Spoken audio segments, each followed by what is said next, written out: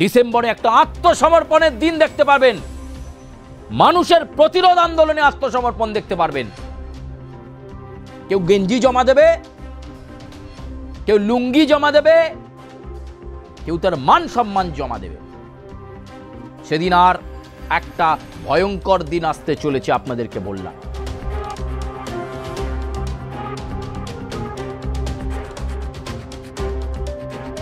অন্তর্বর্তী সরকারের প্রধান উপদেষ্টা বুঝে গেছেন সময় শেষ হয়ে গেছে। এবার সামনে 16ই ডিসেম্বর, সেটাও তিনি জানেন, আর সেদিনই তাকে আত্মসমর্পণ করতে হবে। এই 16ই ডিসেম্বরের পর মধ্যবর্তী পর্যায়ে বা 16ই ডিসেম্বরেই গণভবন ঘেরাও হতে পারে। গণভবন ঘেরাওয়ের সম্ভাবনা তৈরি হচ্ছে প্রত্যেক মুহূর্তে। অন্তত আওয়ামী লীগ এভাবেই বার্তা ছড়িয়ে দিতে চাইছে বাংলাদেশের ভেতরে। মোবাইল ব্যবহার থেকে অন্তত একটা মাস বিরত থাকুন, অপেক্ষা করুন সেই 16ই ডিসেম্বরের জন্য। জয় বাংলা। বাংলাদেশ আস্তে আস্তে জেগে উঠবার পরিস্থিতিতে পৌঁছচ্ছে। ফেব্রুয়ারি মাসের যে নির্বাচন, সেই ফেব্রুয়ারি মাসের নির্বাচনের জন্য প্রস্তুতি নিচ্ছে বাংলাদেশ। সমস্ত রাজনৈতিক শিবির প্রস্তুতি নিচ্ছে।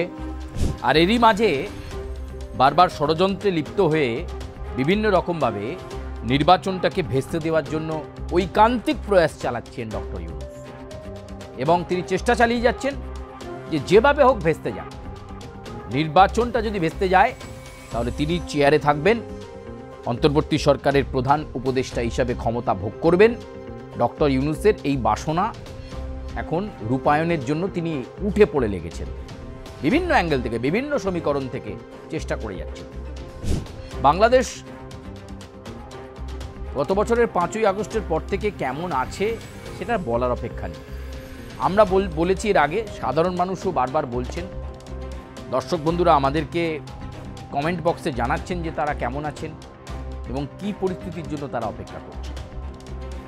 আমরা আগেই জানিয়েছি যে বাংলাদেশের এই মুহূর্তের পরিস্থিতি কি রয়েছে, এবং বাংলাদেশে এই মুহূর্তে একমাত্র সম্পদ, একমাত্র শক্তি সাধারণ মানুষ। জনতাই জনার্দন, জনতাই জনাদেশ দেবে ফেব্রুয়ারির ভোটে। কিন্তু তার আগে ফেব্রুয়ারি মাসে যদি অবাধ শান্তিপূর্ণ নির্বাচন হতে হয়, তাহলে মানুষকেই এখন রুখে দাঁড়াতে হবে, মানুষকেই এখন প্রতিরোধ করতে হবে, মানুষকেই ঠিক করতে হবে যে তারা নির্বাচন যদি শান্তিপূর্ণ চান তাহলে ঠেকাতে হবে বিভিন্ন শক্তিকে, যে শক্তিগুলো বাংলাদেশের অভ্যন্তরে একটু একটু করে বাংলাদেশকে কুড়ে কুড়ে খাচ্ছে, সেটাকে বন্ধ করতে হবে। বাংলাদেশের অভ্যন্তরীণে যে রক্তক্ষরণের চেষ্টা চলছে নেপথ্যে ডক্টর ইউনূস, সেই রক্তক্ষরণ বন্ধ করতে হবে। চোয়াল আরো শক্ত করতে হবে বাংলাদেশের সাধারণ মানুষকে। চোয়াল শক্ত করে একটা নতুন বাংলাদেশের অঙ্গীকার নিতে হবে। খুব সহজ হবে না। বাংলাদেশের আপামর মানুষ বা আমজনতা জানেন যে প্রতিরোধ গড়লেই পাল্টা প্রতিরোধ আসবে, সেটা তারা খুব ভালোভাবে জানেন। কিন্তু তার মধ্যেও ঐক্যবদ্ধ হতে হবে নিজেদের। ঐক্যবদ্ধ হয়ে নিজের পাড়ায়, নিজের জেলায় প্রতিরোধ গড়ে তুলতে হবে। যেখানে দেখবেন অনৈতিক কাজ হচ্ছে, রুখে দাঁড়ান। আবার বলছি, এই বাংলাদেশটাকে নষ্ট করে দেওয়ার জন্য পাকিস্তান তো আছেই, লস্করি তৈবা তো আছেই, এছাড়াও আরও বিভিন্ন শক্তি, যে শক্তিগুলোর জন্য অবাধ করিডোর করে দেওয়া হয়েছে বাংলাদেশে, এবং ডক্টর ইউনূস সবটা জানেন। দেখুন প্রিয় দর্শক বন্ধু, আপনারা এটা বুঝে গেছেন বাংলাদেশ বিপর্যয়, আরও বিপর্যয়, প্রবল বিপর্যয়ের মধ্যে পড়ে গেলে ডক্টর ইউনূস কিন্তু তার জায়গা থেকে চলে এসছেন, ফ্রান্সে পালিয়ে যাবেন। কিন্তু আপনারা যারা বাংলাদেশে চিরকাল থাকবেন, মাটির টানে থাকবেন, ভালোবাসার টানে থাকবেন, সেই বাংলাদেশকে যারা বাঁচাতে চাইবেন, তারা রুখে দাঁড়ান। আপনাদেরকে এ পর্যন্ত বাংলাদেশের বিভিন্ন বিষয়ের আপডেট আমরা দিয়েছি। আমরা জানিয়েছি যে বুথ ফেরত সমীক্ষা কি বলছে, আমরা জানিয়েছি ডক্টর ইউনূসের বিভিন্ন প্ল্যান কি রয়েছে, আমরা জানিয়েছি বাংলাদেশের সার্বিক পরিস্থিতি কি রয়েছে, আমরা জানিয়েছি বাংলাদেশের রাজনৈতিক শিবিরগুলোর মধ্যে নতুন কি সমীকরণ তৈরি হয়েছে। আজকে আপনাদেরকে জানাবো যে 16ই ডিসেম্বর, যারা 1971-এর মুক্তিযুদ্ধকে মনে রেখেছেন তারা 16ই ডিসেম্বর দিনটাও ভুলে যান, যারা বাংলাদেশের পুরনো ইতিহাসকে মনে রেখেছেন তারা 16ই ডিসেম্বর দিনটাকে ভুলে যাবেন। এই 16ই ডিসেম্বর বা তার আগে বাংলাদেশে কিছু একটা ঘটবে, সেই আপডেট দিতেই আপনাদেরকে এই প্রতিবেদনে টেনে আনা। কি ঘটবে, কি ঘটতে চলেছে? প্রিয় দর্শক বন্ধু, আপনারা অনেকে কমেন্ট করছেন যে আপনারা অমুক বলছেন, তমুক বলছেন, অমুক বলছেন, কিছুই হচ্ছে না। একটা কথা প্রথমে বলি যে একজন জনপ্রিয় নেত্রী শেখ হাসিনা, তাকে ফেরাতে গেলে অনেকগুলো কূটনৈতিক চ্যানেল বা মাধ্যমের দরকার হয়, প্রভাব বুঝতে হয়, পরিস্থিতি বুঝতে হয়, এবং তার বিরুদ্ধে যে মামলাগুলো রয়েছে সেগুলো থেকে তাকে কতটা মুক্ত করা যায় সেগুলো বুঝতে হয়। শেখ হাসিনা ফিরবেন এটা নিশ্চিত, এটা নিশ্চিত ভারতের তৎপরতায়, এটা নিশ্চিত তুলসী গাবার্ডের তৎপরতায়, এটাও আপনাদেরকে আগে জানিয়েছি। ফলে ভারত আমেরিকা চাইছে শেখ হাসিনা ফিরুক এবং তার জন্য প্রস্তুতি শুরু হয়ে গেছে। যথাসময়ে শেখ হাসিনা ফিরবেন আমরা আগে বলেছি, কিন্তু আপনাদেরকে আজকে যেটা বলবো 16ই ডিসেম্বর কি হতে চলেছে, বা তার 2-4 দিন আগেও হতে পারে, যা সম্ভাবনা আমরা দেখতে পাচ্ছি, যা পরিস্থিতি তৈরি হচ্ছে, ডিসেম্বরে একটা আত্মসমর্পণের দিন দেখতে পারবেন, মানুষের প্রতিরোধ আন্দোলনে আত্মসমর্পণ দেখতে পারবেন।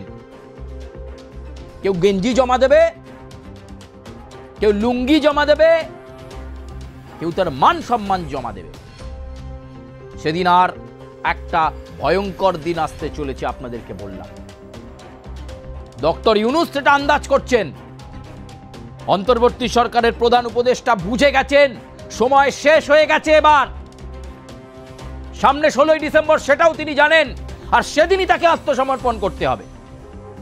পরিস্থিতি যা ঘোরেল হচ্ছে, পরিস্থিতি যা এগোচ্ছে, যেভাবে মানুষের মনে ক্ষোভের আগুন তৈরি হচ্ছে, আমরা আগেই বলেছি, আপনারা গতকালের প্রতিবেদনে শুনেছেন যে আগামী 1 মাস আওয়ামী লীগ 1000 মিছিল করবে। এই মিছিল শুধু মানুষকে জাগানোর মিছিল নয়, এই মিছিল মনের ভেতর থাকা ক্ষোভকে বাইরে আনার মিছিল। এই মিছিল প্রতিবাদের মিছিল নয়, প্রতিরোধের মিছিল। এই মিছিল সংঘবদ্ধ হওয়ার মিছিল। 16ই ডিসেম্বর আওয়ামী লীগ এছাড়াও ছড়িয়ে ছিটিয়ে থাকা মানুষজন যারা চান বাংলাদেশের পরিস্থিতি ফিরুক, এই 16ই ডিসেম্বরের পর মধ্যবর্তী পর্যায়ে বা 16ই ডিসেম্বরেই গণভবন ঘেরাও হতে পারে। গণভবন ঘেরাওয়ের সম্ভাবনা তৈরি হচ্ছে প্রত্যেক মুহূর্তে। ডক্টর ইউনূসের হাতে আর সময় নেই, নানা চেষ্টা তিনি করে ফেলেছেন, নানা ষড়যন্ত্রে লিপ্ত হয়েছেন। কোথায় তিনি জিহাদি ট্রেনিং করাচ্ছেন, কোথায় তিনি বিচ্ছিন্নতাবাদী শক্তিকে লঞ্চ প্যাড করার সেফ প্যাসেজ দিচ্ছেন, তাও আবার বর্ডার লাইনে। এসব করার মানেটা এটাই, বাংলাদেশকে অশান্ত করে দাও আর পরম বন্ধু ভারতকে ডিস্টার্ব করে দাও, তাহলেই শেখ হাসিনার ফেরা বন্ধ হয়ে যাবে। সেই প্ল্যান আর তিনি বেশি দিন রাখতে পারবেন না। 16ই ডিসেম্বরের জন্য এখন থেকেই প্রস্তুতি নিন ডক্টর ইউনূস। আর গণভবন, সেই গণভবন ঘেরাও হবে, আর সেদিন সমস্ত আমজনতা দেখবে 16ই ডিসেম্বরে কিভাবে মান সম্মান মানুষের লুণ্ঠিত হলে কি হয়। আত্মসমর্পণ কাকে বলে?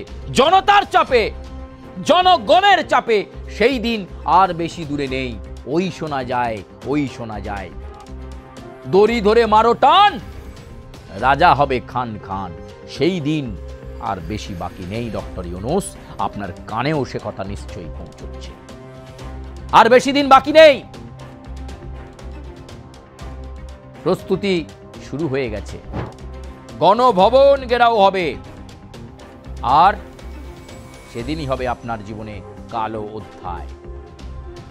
বাংলাদেশ নিয়ে প্রত্যেক মুহূর্তের আপডেট আপনারা যেভাবে দেখছেন, যেভাবে প্রতিক্রিয়া দিচ্ছেন, আমরা অভিভূত। 16ই ডিসেম্বরের একটা গুরুত্বপূর্ণ অধ্যায়ের কথা আপনাদেরকে বলে গেলাম কি হতে চলেছে।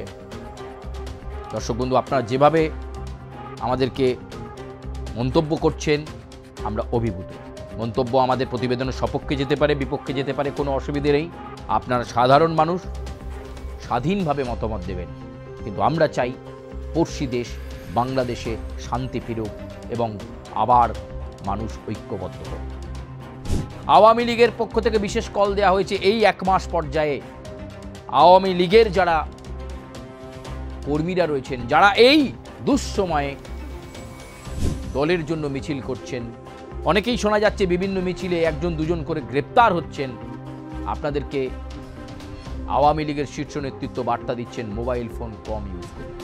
কারণ মোবাইলের ওপর নজর রাখছে, মোবাইলের ওপর নজরদারি চলছে।